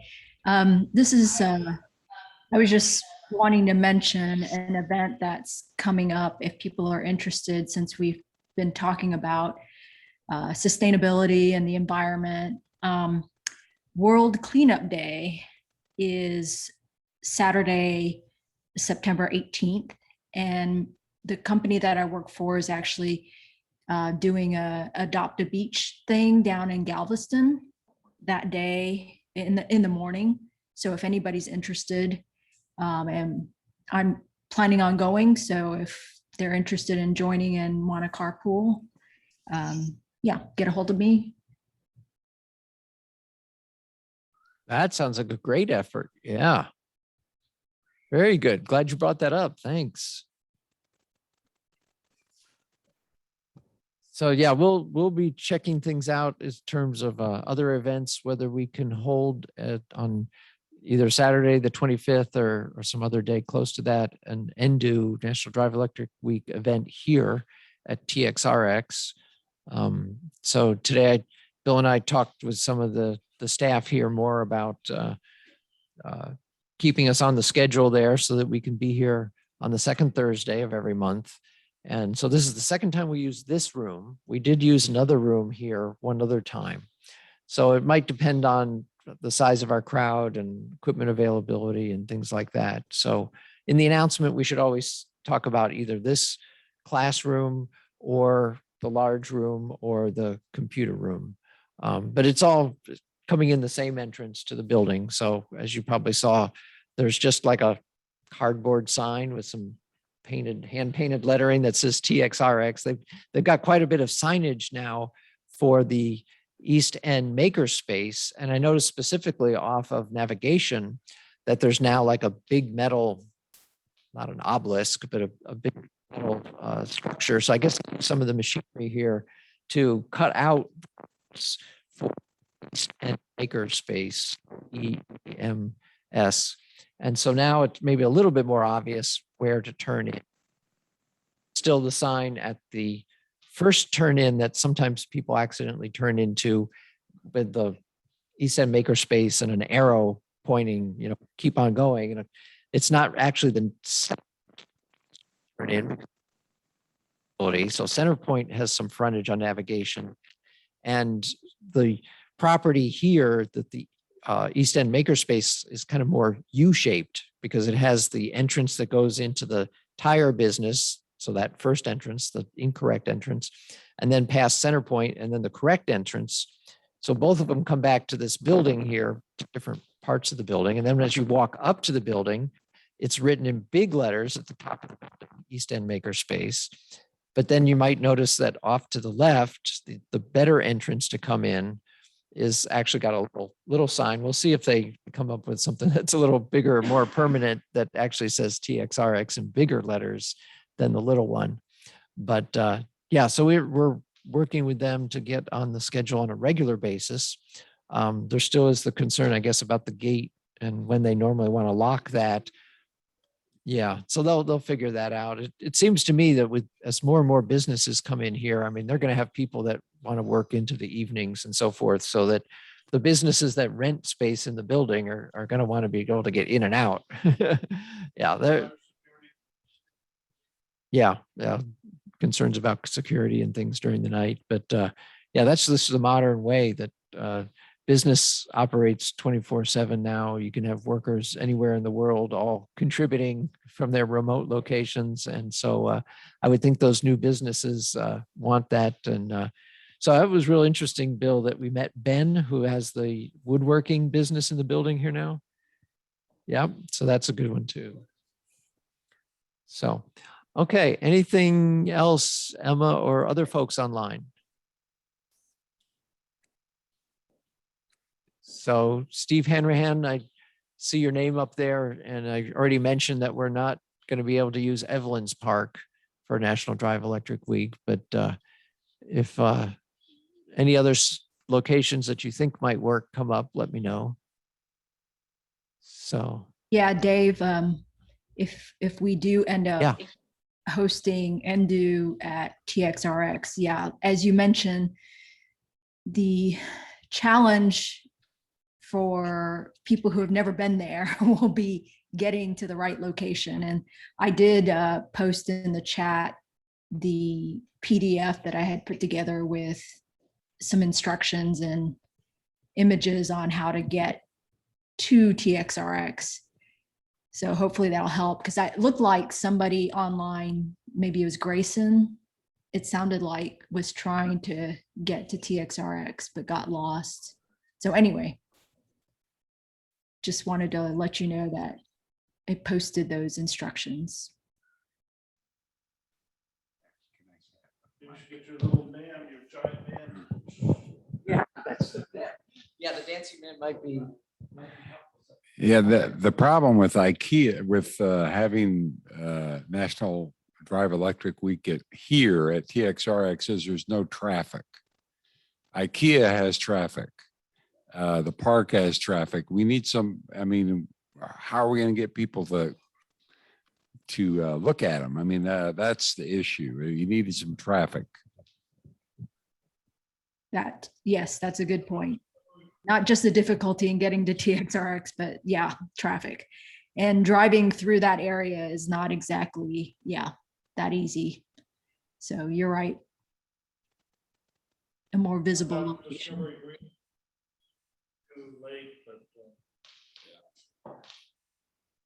Okay, I'm looking in the chat and there's a few more comments and links. And as you say, that PDF of how to get here.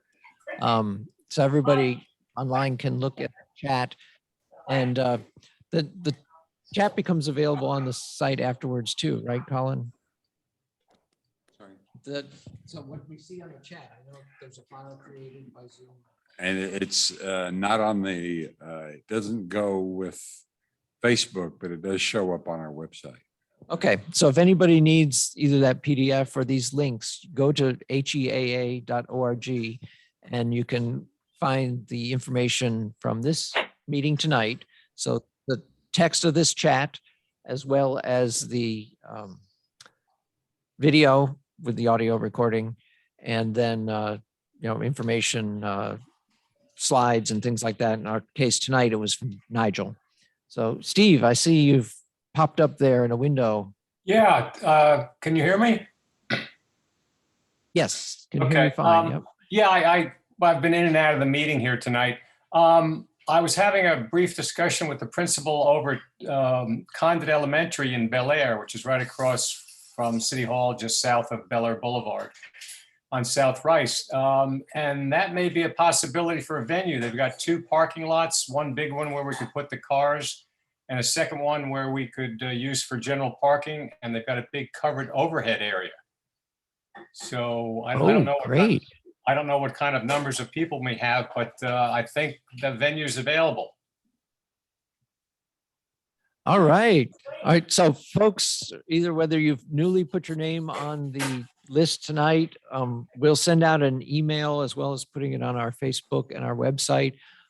Folks with cars who would like to volunteer, we always have great turnout.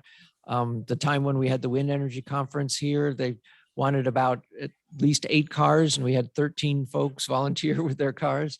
So yeah, getting some cars there, Steve, that would be great. So yeah, let's exchange emails on that and we can put it out and get the volunteers out there. And you're talking about for Saturday, the 25th, most likely that date? I gave them 2 alternative times. Is that the date you're shooting for, is the 25th? I think that would be the better one because that is the beginning of National Drive Electric Week. Okay. But different All right. organizations do things different days of the week. So yeah, if Yeah. we can shoot for the 25th, and generally we like to do things for a few or several hours, starting not too early in the day and not going too late in the day. So you can look at some of the times we've done other events and work out times with them for their parking lot. Yeah, I was talking with Kevin today and I was asking him about the times and he thought they used to run like 10 to 1 or something when we were at IKEA. Right. That's a typical kind of time that we would do 10 to 1, Okay. 10 to 2, start at 9, start at 11. I mean, it can vary, whatever works out. Okay, well, I will mention, I don't think Bel Air is doing anything that might take up space in that other parking lot. And the one that's right adjacent to the school is plenty big for lots of cars. We can spread them out. I think, it's a good location. People can find it easily. So I'll pursue on the 25th. All right, thanks. A little segue on that, bring some bottled water. It's a nice gesture and it gets people interested in what you have to say.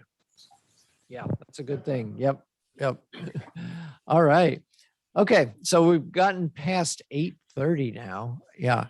Any other comments or questions, folks in the room, online? All right. Thanks, everybody. And of course, we'll be planning our next meeting here at this location the second Thursday of October. And hopefully we'll also be doing our Endu event. So watch for the email. All right. Thanks, everybody. Bye-bye. Oh, that was timely. Yes.